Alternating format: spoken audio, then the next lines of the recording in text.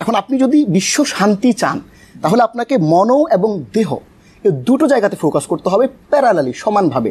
এখন আপনি যদি প্রশ্ন করেন যে কিভাবে আমরা এই মনটাকে কিভাবে সুস্থ রাখবো, এখন আমি যদি বিশ্বব্যাপী শান্তি চাই তাহলে আমাকে মন এবং দেহ দুটোকে শান্ত রাখতে হবে, দুটোকে সুস্থ রাখতে হবে।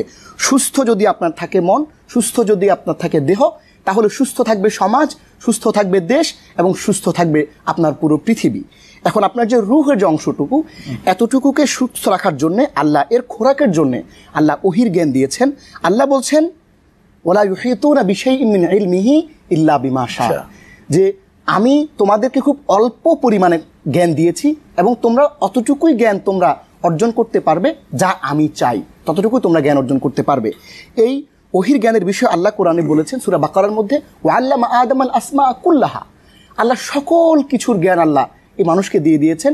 এই জ্ঞান হচ্ছে মানুষের রুহের খোরাক।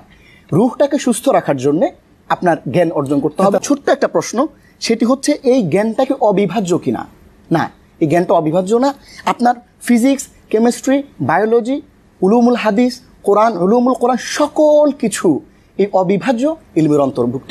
আপনি যদি সকল ধরনের জ্ঞানকে ধারণ করেন, আপনার সমাজ যদি সকল ধরনের জ্ঞানকে ধারণ করে, তাহলেই আপনার মনটা সুস্থ থাকবে, ওহির জ্ঞানে আপনি আলোকিত হবেন।